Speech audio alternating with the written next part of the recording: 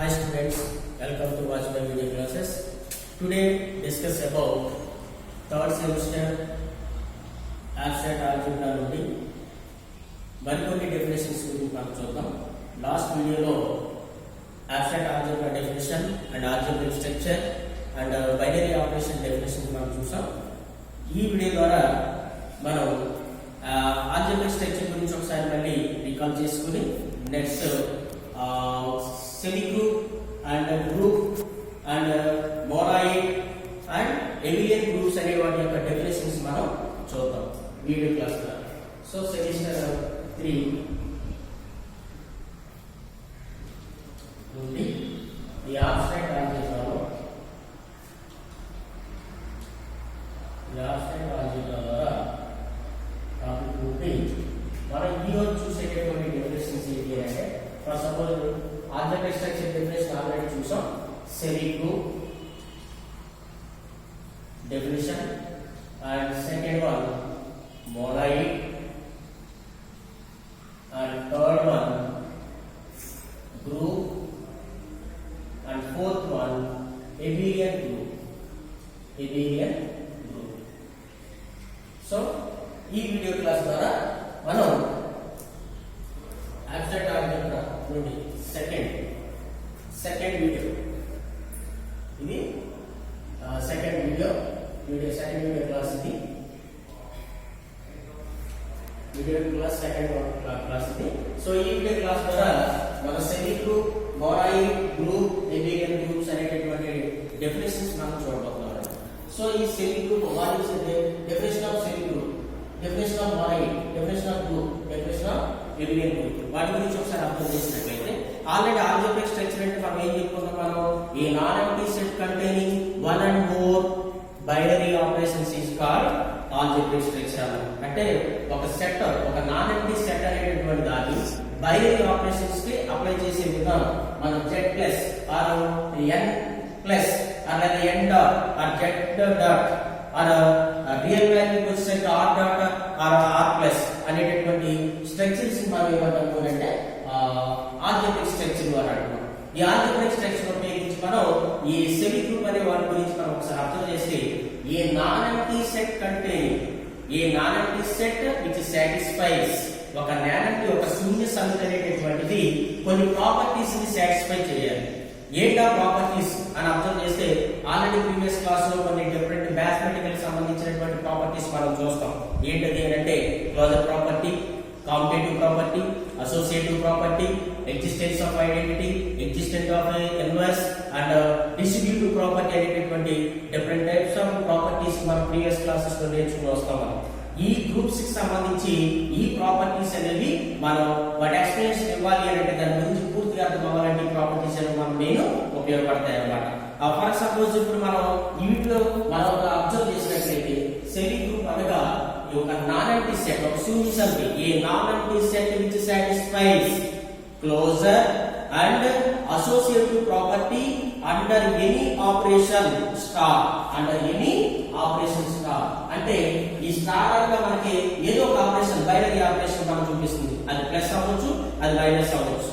So A non empty set which satisfies closure property and associative property under any operation star is a non-empty set is known as semi group. అలాగా ఏదో ఒక composition ప్రకారం plus are dot అనేటటువంటి ఈ రెండింటిలో binary operations మనం ఉపయోగిస్తూ ఆ క్లోజర్ ప్రాపర్టీని అండ్ అసోసియేటివ్ ప్రాపర్టీని సాటిస్ఫై చేసే క్లోజర్ అండ్ అసోసియేటివ్ ప్రాపర్టీస్, ఈ టూ ప్రాపర్టీస్ ని కనుక సాటిస్ఫై చేసినట్లయితే దాన్ని సెమీ గ్రూప్ గా మనం చెప్పడం జరుగుతుంది. ఆ నాన్ ఎంప్టీ సెట్ ని ఏమని పిలుస్తారు? సెమీ గ్రూప్ గా పిలుస్తారు. నెక్స్ట్ మరి మోనాయిడ్ అంటే ఏంటి?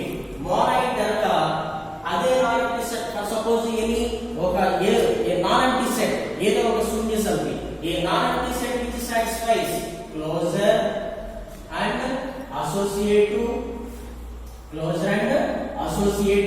existence of identity, existence of identity property and closure property, associative అనేటటువంటి properties under any compositions plus dot ఈ స్టార్ అనేటటువంటి ఏదో ఒక కాంపోజిషన్ మనం ఆపరేషన్ ఉపయోగించి మనం సాటిస్ఫై చేసినట్లయితే ఎగ్జిస్టెన్స్ ఆఫ్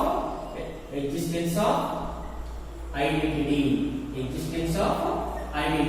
అంటే ఈ three properties closure property, associative property, existence of identity అనే త్రీ ప్రాపర్టీస్ ని సాటిస్ఫై చేసినట్లయితే అలాంటి నాన్ ఎంప్టీ సెట్ ని మనం ఏమని పిలుస్తాము అని అంటే మోనాయిడ్ అని పిలుస్తాం అన్నమాట. అలాంటి నాన్ ఎంప్టీ సెట్ ని ఏమని పిలుస్తాం? మోనాయిడ్. నెక్స్ట్ థర్డ్ వన్ వచ్చేసరికి group.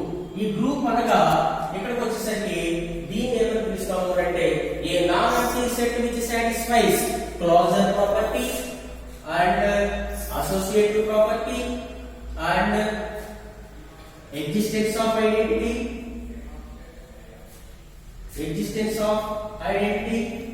and existence of inverse అంటే ఇక్కడ ఈ ఫోర్ టైప్ ఆపరేషన్స్ ని సాటిస్ఫై చేసినట్లయితే closure property, associative property, existence of identity, existence of inverse అనేటటువంటి ప్రాపర్టీస్ ని సాటిస్ఫై చేసినట్లయితే ఆ శూన్య సమితిని, ఆ నాన్ ఎంప్టీ సెట్ ని మనం ఏమని పిలుస్తాము అంటే గ్రూప్ అని పిలవడం జరుగుతుంది అన్నమాట. నెక్స్ట్ ఫోర్త్ వన్ వచ్చేసరికి ఎబిలియన్ గ్రూప్. ఎబిలియన్ గ్రూప్ అంటే ఎబిలియన్ గ్రూప్ ఏ గ్రూప్ ని మనం ఎబిలియన్ గ్రూప్ అని చెప్పొచ్చు అంటే ఇక్కడ ఆల్రెడీ సెమీ గ్రూప్ వచ్చేసరికి క్లోజర్ అండ్ అసోసియేటివ్ ప్రాపర్టీని సాటిస్ఫై చేస్తే చాలు, అండ్ మోనాయిడ్ వచ్చేసరికి closure, associative and existence of identity చేస్తే చాలు.